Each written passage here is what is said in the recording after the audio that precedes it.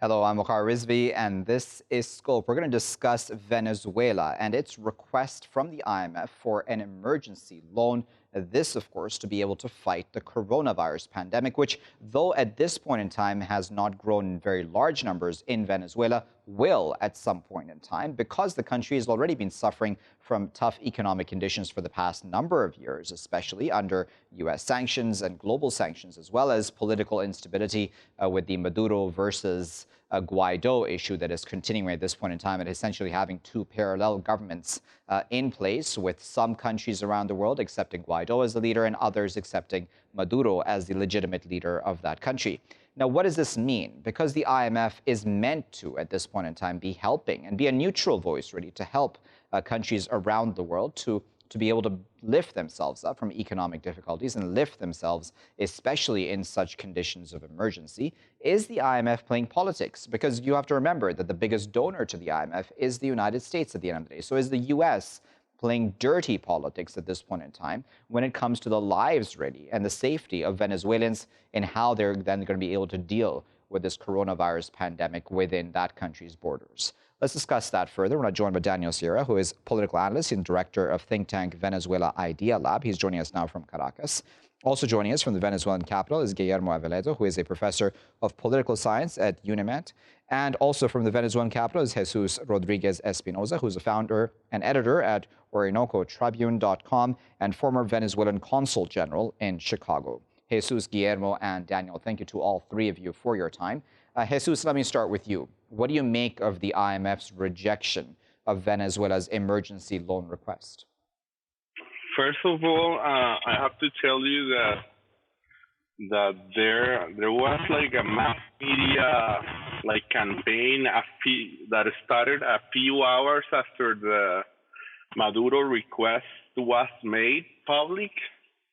And just a few hours later, which is very unusual for IMF standards, there was a piece released by AP by Joshua Godman, I believe that is his name, in which he affirmed that IMF, an unreleased source from IMF, that they rejected the request from Maduro. So I want to start with that because just the day after the request, there was some sort of criticism about the reality of that piece that was then multiplied in mass media. So actually, there's no official position, at least formal position from IMF on the status of that request. From what I've understood, though, is that the IMF released a statement saying that there isn't clarity on who is in charge of Venezuela at this time, and that's why it's rejected the request. That's at least what I've been able to find. Guillermo, what are your thoughts on that? Because if the IMF argument is that it does not know who is the legitimate leader of Venezuela, is that enough of a reason for it to reject a loan request? If I could consider also that the status of the IMF relations with the country are not clear at this point. For many years, the Maduro government and the Chavista government have denounced the IMF as a destroyer and a puppet of imperial motives and imperial interests, but moreover of neoliberal ideology and economic policy. So there's that sort of contradiction at the point. Of course, crisis begets extreme measures. However, there's also the matter of political posturing at the point, and what we see here is that the IMF was too thick not to endorse this petition, not to approve this petition, in our view. Daniel, let me go to you with that same question that I put to Guillermo there. What do you make of the IMF argument that there isn't clarity right now on who leads Venezuela, and that is why it is rejecting this request for a loan? Good morning, and thank you for the opportunity. So let me start by saying that it's clear that Venezuela needs an IMF loan. But also, Venezuela needs a legitimate government. And this is the question in the end that we're dealing with. Maduro's regime is not a legitimate government. It's not recognized by the governments of the region, the Organization of American States, which is the multilateral organization for the Americas, recognized Guaido's government as the legitimate government of Venezuela. Yeah. Even the multilateral financial organization of the Americas, which is the Inter-American Development Bank, recognizes Guaido's government as the legitimate government of Venezuela and not Maduro's. So, of course, the country needs the international financial assistance, not only to fight the coronavirus, but to help in the reconstruction of the country after years of devastating policies and corruption. However, there is no point whatsoever that makes sense to give financial support to an illegitimate government that is going to double down on the policies that brought Daniel, the devastation to the country. If I may come in, so because the question is political in nature, yes, but the crisis in Venezuela is political Daniel, if in you nature, can hear me, and we need to solve it before we can move I wanted to just ask you, Daniel, the IMF has 189 member states, and the majority of them still accept the Maduro government as the legitimate government. I mean, I don't have a side I'm picking, but I'm just saying that when it comes to the numbers, out of 189, the majority still accept Maduro. Only 50, from what I've understood, of those countries accept Guaido at this point in time as a legitimate leader. So just on this argument of the IMF itself, doesn't it just seem like the U.S. is essentially, because it is the biggest donor, saying, okay, because we don't like Maduro, we're just going to reject this loan request, even though Venezuela needs it? Sure, but it's not only the United States. It's the United States, it's Japan, it's the United Kingdom, it's basically all Western Europe, South Korea, and most of Latin America. I mean, when you say that it's 50 countries, first, it's 61 countries, and those are the majority of the shareholders of the IMF. The IMF doesn't have a governance system like the UN of one country, one vote. It has a different governance system in which shareholders' powers has been established since its foundation. And it is with this shareholders' power that not only the U.S., but the majority of shareholders does not recognize Maduro's regime as legitimate. Very well. Okay, let me just bring in Jesus. So what are your thoughts on that? Then there is this continuing argument, of course, about who is a legitimate leader of the country. Then how is the country then supposed to deal with the coronavirus? Do you think that this might actually force possibly Guaido and Maduro to maybe work together for the good of their country? I don't think so. Actually, first of all, I have to tell you that Guaido doesn't have, disregarding what you can hear in mass media, doesn't have any control or authority over anything inside Venezuela. So it's a regime change operation designed by the U.S. and pushed by the U.S. in order to try to promote what I told you, regime change. But in that sense, saying that, assuming that IMF actually rejected Maduro's request, which is not a fact yet because there's not any official document from IMF that said so. Assuming that, we have to also argue what the other speaker is saying in terms of, Guaido do not have a representation, even though he is supported by the U.S. Yeah. He do not have representation in the IMF, first of all, because there's no consensus around that. And secondly, there's a lot of media marketing around the idea of 50 governments supporting Guaido. But if you see what actually the country actually broke relations with Maduro's government after this regime change operation, only I believe that is 5 countries broke with Venezuela. So in terms of legitimacy, it doesn't make too much sense, neither But then, Jesus, in this sort of condition where we know that Venezuela's system has obviously suffered a lot because of mismanagement, corruption, whatever you want to term it. I mean, I don't want to get into just the argument about why the country's medical system is in the condition it's in, but nevertheless, coronavirus will have an impact on the country, right? Because it's a country under sanctions anyhow, and it's a people who have been suffering economic, tough times anyhow. So why not then reach out? Why not just as Maduro reach out to Guaido and say, listen, can we work through our political differences just for the sake of our people? Because this affects everybody. Because it's like if you out someone that is not at your same level. I mean, Guaido, disregarding what media said, is not in the same level as Maduro. And actually, Maduro is taking a risk, teaching and always has been criticized by us from the left. And actually, that decision from Maduro was very not well seen by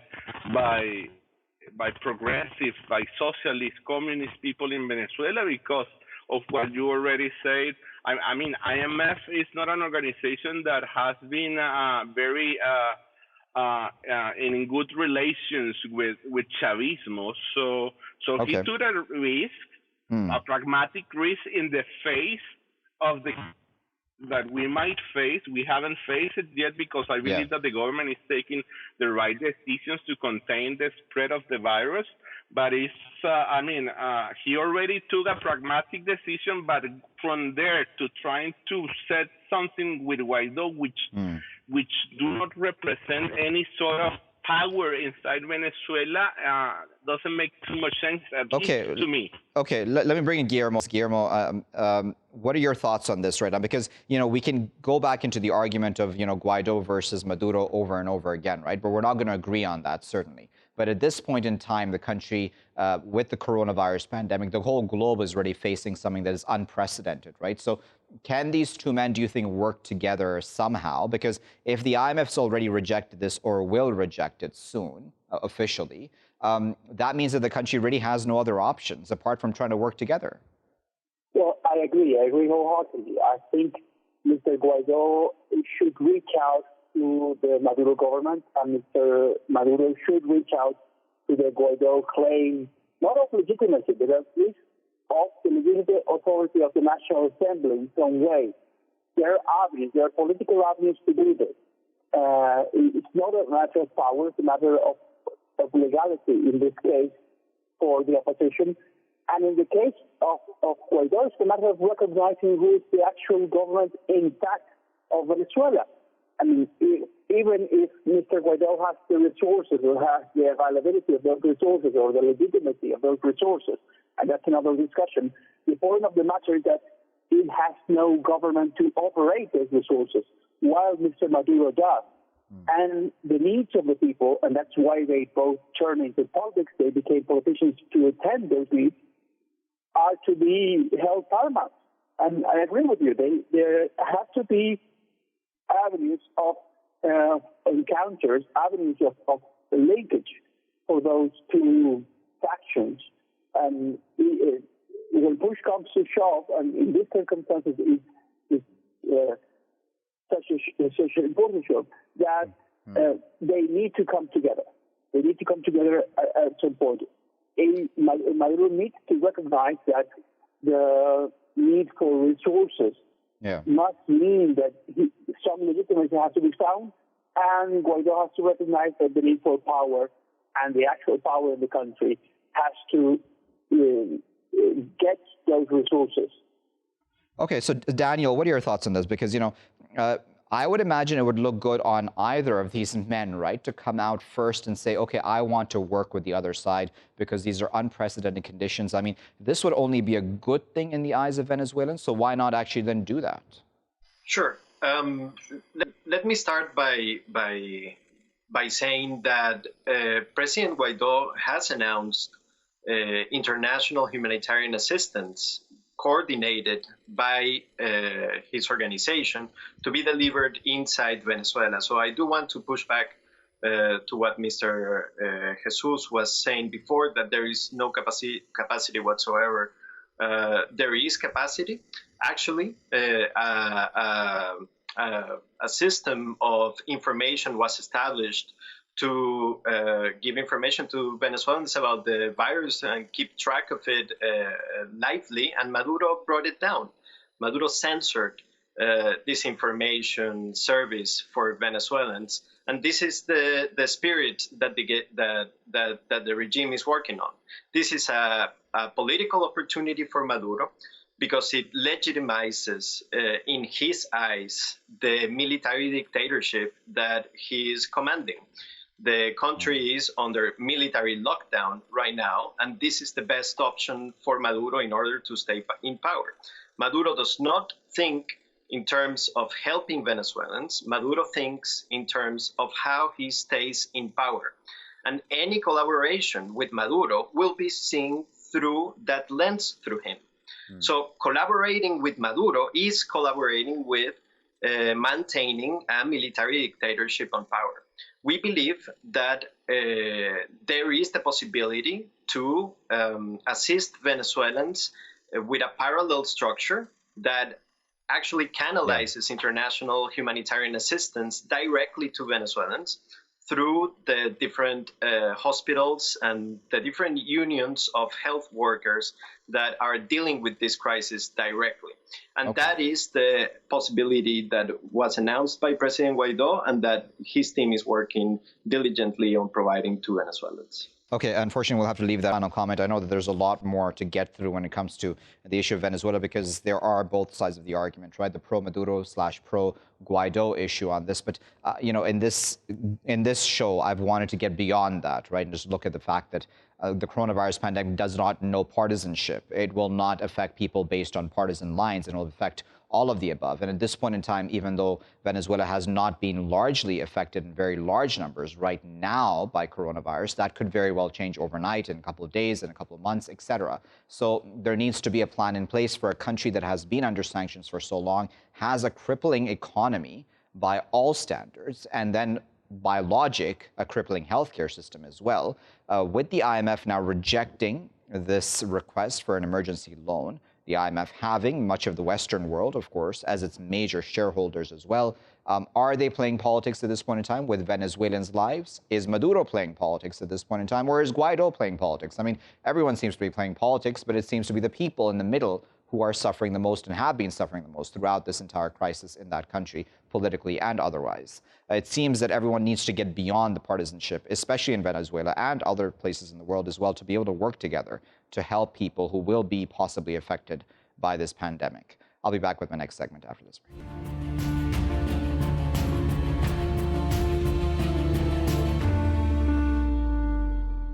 Welcome back, viewers. You're still here in Scope with me, Waqar Rizvi. In this segment, we're going to discuss hate groups. United States, white nationalized hate groups specifically, as we've discussed many times here in my program. And at this point in time, we have reports coming out by the Southern Poverty Law Center, the SPLC.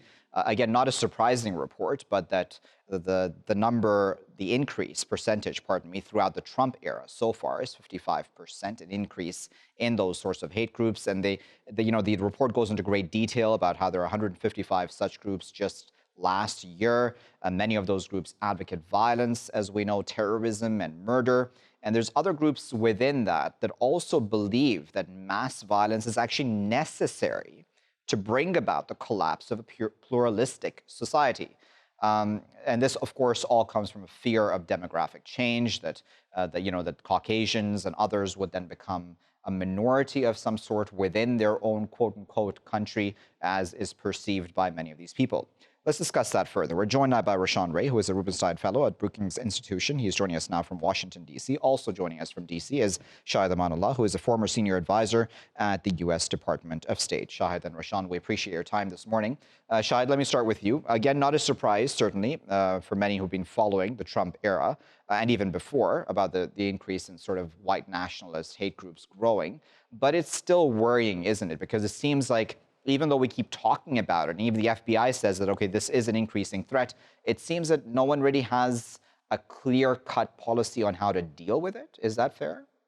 Yeah, no, that's fair, and we have to keep in mind that this is such a big problem. It's been around for a long time. The only difference now is that we know about it.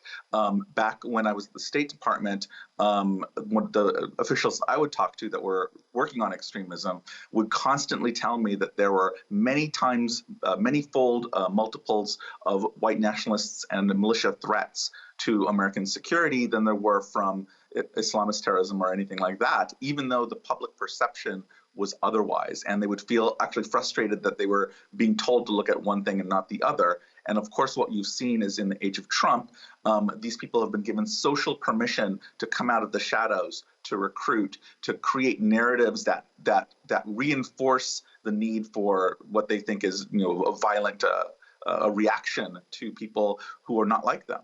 And especially now, with the wake of what we're going through globally, that's even increased the tensions. And so I do worry, as people are running out and buying ammunition for their guns in the last 2 weeks, and that people are getting increasingly xenophobic. I honestly think there's cause to worry. They may feel that this is their time. Indeed. And, that's a good point, Rashawn, because, we originally had racism just towards, for example, Asian Americans, right, coming out right as originally the Wuhan, the virus came out in Wuhan and then spread within China and then the rest of the world. That sort of hate sort of just came out immediately, right as this coronavirus pandemic started spreading around the world. It's sort of just on the surface, isn't it, sometimes? Yes. I mean, when it comes to hate groups in the United States, they have significantly increased, particularly under Trump. They even started to really increase under President Obama's last couple of years in office. And to be specific about it, hate crimes increased over 200% in places where Donald Trump campaigned at in 2016. When it comes to domestic terrorism, domestic-related hate crimes, about 75% of those are committed by right-wing extremists, and about 70% of those are white nationalists. And what we're seeing right now, particularly with the hate directed toward Asians and Asian Americans in the United States, it's particularly unacceptable. But the interesting thing is what we just heard is from a legal standpoint and a law enforcement standpoint, there are restrictions when it comes to policies and laws about law enforcement being able to arrest, pursue, and then for prosecutors to be able to charge white supremacists with certain types of crimes. Now, in the state of Maryland, we recently passed a law, like literally days ago, called the Second Lieutenant Richard W. Collins III law. And what this hate crime law says, and I was fortunate to testify on this bill and have been working diligently on this issue, is that most legislation in the United States, particularly at the federal level, says that a person who commits a hate crime had to commit that act because, like, in complete totality of a protected clause, race, gender, sexual orientation, religion, and the like. But now what the Second Lieutenant Richard Collins III law says is that people's actions just have to be in partly due to one of these protected clauses. This change is going to have huge ramifications for law enforcement and prosecutors being able to pursue white supremacists, because white supremacists get arrested all the time. They just don't get arrested for hate. They get arrested for other things. And the problem is that we can't build a queue out to figure out a pattern for what they're doing and hold them accountable over the long haul. Okay, so then Shahed, when we're talking about this, if we're talking about just demographics, right, that seems to be a fear on the part of some of these groups, at least not all of them, but that demographic change, right? And then we've had Donald Trump coming and speaking about, and the words he's used for Latin American migrants or otherwise, using all sorts of, derogatory terms such as rapist and otherwise for them. Do you think that that's something that these people genuinely believe? Like, is this based in fact that white America is suddenly going to become brown America? First of all, that is a fact. It's already happened in several states in the United States. California went from a majority white to a majority minority state almost 10 years ago. And, that state hasn't fallen into the ocean. Everything's moving along fine. Americans are Americans. But it has given these people there's a fear of the unknown for these people. They can't imagine living in a multicultural world where they're not in control. And I think a lot of the impetus that brought Trump into power is this idea that we're not going to have, when they talk about make America great again, they're talking about make America, the America that we used to see on TV in the 1950s and 60s, a very white America. That brings them comfort. Now, for younger generations, they're comfortable being in a multicultural society. That's not a big deal for them. So I think that this is a generational thing. I think in a couple of generations we will have outgrown this, but we're in a very particular moment in history where these people, it's in their white supremacy is in their death throes, as a friend of mine says. And I think we just have to kind of get through this and get these people to the point where they realize that things aren't going to fall apart. They're not going to lose their rights. They're not going to lose their position in society. White privilege will always be around. And I think once that happens, I think we'll see some of this diminish. I wonder what you make of that, Rashawn, because I believe, if I'm not mistaken, that a couple of those white supremacists who attacked specifically black churches, for example, the name escapes me right now of that specific latest one, but he was a fairly young man as well. So I'm not saying that generalizes, of course, the generation gap here, but is it fair to say that it's just older Caucasian Americans, white Americans who are more inclined towards white supremacy versus those who are younger? I mean, will this just be outgrown at some level? Unfortunately not. Unfortunately, what research shows is that people's attitudes, although they have improved when it comes to explicit racial bias, implicit racial bias hasn't improved. The other thing is that research shows is that younger people also hold racial attitudes. People who are in college, if we look at the AME Church massacre, if we look at other incidents, an incident recently in New York where a black man was stabbed in the street by a white man, and he said he was doing it because of hate. When we look at the rise of groups that are known as accelerationists, when we look at the base, when we look at Atom Waffen, these are white supremacist groups that have a very young base. And part of what they are aiming to do is they are aiming to instill fear.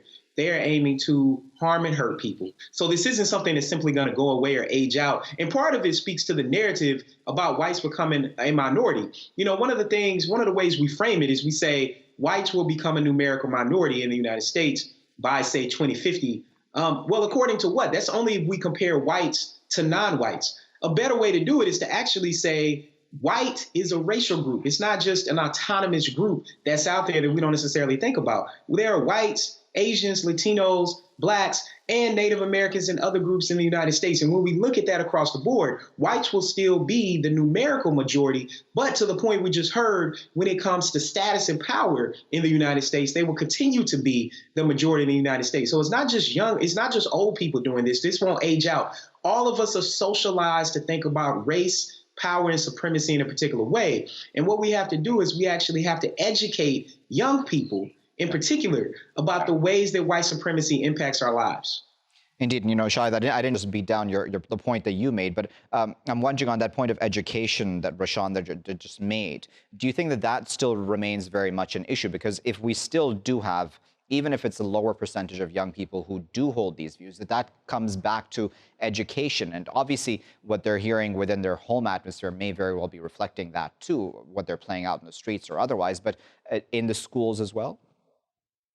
Yeah, no, I mean, it is an excellent point. The issue is that we've retreated to our bubbles in the last 5 years in the Trump era to the point where we don't necessarily have access to these people, and that's why these feelings are allowed to foment. We have to break down these bubbles. We need to be in rooms with these people in order to educate them. We have to gain trust in their school systems in order to educate them. That's going to take quite a bit of effort, and it does require leadership from the top. And so, you know, I'm sad to say, as long as President Trump is president, we're not going to get that permission from the top to actually engage in this. These people will always hang on to the idea that someone like him is president, and he enables this willingly or unwillingly, intentionally or not. But he does kind of lead it, and so we're going to need a change from the top in order to move forward. Okay, so then, Rashawn, does white privilege almost need to end for there to now be this real talk of post-racial America? Because I imagine that for white privilege to just end would be extremely hard to happen, but it seems that until the top levels, the cream of the crowd, as we would call it, doesn't change and doesn't reflect more of the reality on the ground about what America and who makes up the American nation changes, that we're not really going to achieve that. And how is that even possible? Because, if you look at Congress, if you look at the Senate, and you look at many of these chambers of power, they're very much still just white. Yes, they are. I mean, when we look at Congress, when we look at Fortune 500 companies, when we look at a host of social institutions that have power, even looking at sports and looking at who are Division I coaches, who are presidents of universities in the United States, I think part of what has to happen is first that there has to be an understanding about what white privilege is. White privilege isn't simply economic, which is the way that a lot of whites perceive it. So what that means is that a lot of people living in rural America, a lot of whites who are struggling with jobs, they're like, you mean to tell me that I have white privilege? I can't even get a job. And part of this is because we have a limited view of what white privilege means. Whites primarily view it as economic, but instead it's also social and cultural. It also affects the ways that we interact with people. And we can see in a host of ways where a highly educated Black person, Asian person, Latino person, Middle Eastern person can go about their lives in the United States, and all of a sudden their lives are drastically different in public places, engaging in public services in negative ways compared to whites. I think there were also two very important points made just a second ago. First has to do with bubbles. If we think about what these bubbles are, they are echo chambers. And when it comes to social media and technology, this is the place we see these echo chambers operate. I've done analyses of millions of tweets. And one of the biggest things I found is that people across the board, if we take, say, white supremacists on one hand, or a group, say, called TCOT, Top Conservatives on Twitter, people should look that up, compared to, say, the Movement for Black Lives and Black Lives Matter, is they are having completely isolated conversations, oftentimes about the same topics. The second thing when it comes to education is people have to be educated correctly about what's going on. If we take Texas, for example, which we were talking about earlier, we look at the state of Texas. Students are not being taught about American slavery. Instead, they're being taught, that Africans came to the United States and decided to work. That's a completely asinine type of perspective to think about. And part of this, what we have to think about is, say, in 1860, Black Americans, Black slaves were worth $3 billion to the United States. Most people don't know that. So part of the education has to be that people think about white privilege in a more holistic way beyond economics. And I'll leave this last little tidbit. There's a great article by Peggy McIntosh called The Invisible the Invisible Knapsack of White Privilege and Whiteness. I urge people to look up this article. It is fascinating, highlighting the everyday mundane ways that white privilege operates for whites in ways that it doesn't for non-whites. So then, Shahed, I'm going to put you on the spot for a moment, and you can choose to answer this, in whatever way you want. But I mean, as somebody who's worked at the State Department yourself in the past, did you feel when you were there as well that there was a glass ceiling, for lack of a better term, for yourself, for example, as somebody who's not white American, right? Do you think that that sort of thing still very much exists, and how problematic is that then? Because again, going back to the point that I made to Rashawn, you would need to have very visible minorities out there in extremely influential positions, wouldn't you, to then be able to sort of break the barriers? Yeah, no, I mean, look, at some level, people of color in government, they start out as kind of tokens, just so they can hold up that there are people of color here. But in the Obama administration, we did have a permission, again, at the top, to bring in more people like myself, and there were quite a few people like myself. But of course, all of those people, with maybe one or two exceptions, are gone in the Trump administration. So, even if we do make progress, it can be undone extremely quickly. But it does show that it's possible. That's what the last kind of 8 years have taught me, that it is possible to be more inclusive, but we choose as a country not to. We choose not to tolerate it. We choose not to turn a blind eye to it, because, go walk in the aisles of the Trump administration.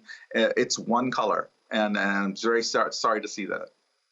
Yeah, no, definitely. So, Rashawn, how how dangerous is this era that we're now entering or have already entered, right? Because when we're talking about violence and the kinds of weapons caches that are being discovered right now in the hands of these sorts of nationalist hate groups, I mean, this is significant. They can do significant damage. They can carry out significantly large attacks. In this era where everything is now heightened, right? Even in an era of coronavirus, where there is, as both of you have pointed out, heightened xenophobia, we're at risk for quite large attacks, aren't we? Yes, unfortunately, we are. We are. And the Department of Homeland Security recently wrote a very, very important report on hate crimes directed toward religious groups and directed toward minorities in the United States. And General John Allen, who's a 4-star Marine general who helped to oversee a lot of the operations in the Middle East when people were trying to come together after a lot of incidents that had happened there. And one of the things that he noted in this report is that he views white nationalism and the re-rise of white nationalism as being one of the most significant threats to the United States today. And what's interesting about this is when they gave the hearing on Capitol Hill, there were some conservatives and Republicans who walked out of the room when they were talking about this report. This is a 4-star Marine general who has served the United States at the highest levels. And part of when we see this speaks to the divisiveness that then operates throughout our country. If we have elected officials who won't even sit through a hearing and hear the ramifications of how bad the rise of white supremacy is. And groups like the Base, for example, Anton Waffen, people should look up these groups. I mean, they are actively engaging in hate. And I do think they are viewing this particular moment as a way in which they can do it when people are struggling, when there are going to be millions of Americans out of work, and not just in the United States, but around the world who are impacted by the coronavirus. They see this as their ability to double down. And the reason why is because there are a lot of whites who aren't necessarily racist in the ways that we're talking about white supremacists are, but because of how they tie the economy and jobs to whiteness, they're going to be in a vulnerable position to be mobilized to act out hate in ways that we potentially haven't seen in decades. Okay, so I'll give you the final word. On this topic of, the kind of era that we're in and violence, et cetera, what are your thoughts on that? I mean, because things could very well go south very quickly. No, they could. And we actually have a very unique moment with the coronavirus around.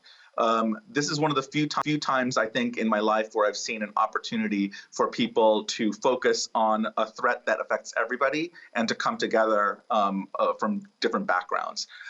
So we could go down that road, or we could go down the other road. Believe me, most of my friends are anti-gun, they're for gun control. Nearly all of them have expressed the opinion that maybe it's time to give up and go and get armed. And it's really shocking and sad to see that.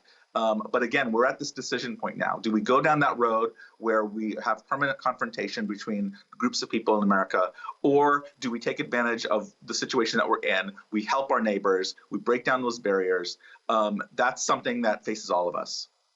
Indeed. Well, we'll leave it there at that. But of course, you had both Shahed and Rashawn for their time this morning and for giving us their insight on this. It's certainly worrying, isn't it? And we've spoken about this so many times, we're almost desensitized to the fact that white nationalist hate groups are growing in the United States, not just in the US, mind you, even Canada and other countries which you would see as quote-unquote peace-loving, et cetera, even in Europe as well. We remember, of course, the Christchurch terror attacks that took place just about a year ago, really, in a country which has always prided itself on multiculturalism and being accepting and tolerant, et cetera. So this is growing, but it seems that there's denial in the chambers of power, be it in the US or other places in the world at this time. So they're not really dealing with it. We're having these reports coming out that this is a growing issue. The governments keep saying this is a growing issue, but no one's really coming up with an actual plan other than just trying to arrest these people and say, okay, we're going to confiscate your weapons. That isn't enough, right? We need to have an ideological way of dealing with the situation as well. This whole concern about demographics, et cetera, this is all very worrying talk, especially at a time of coronavirus where there is heightened sensitivity towards specific minorities, Asians and others. At this point in time, this needs to be dealt with head on so this doesn't get worse. I'll leave it there for now. I've been Waqar Rizvi. Thanks for watching.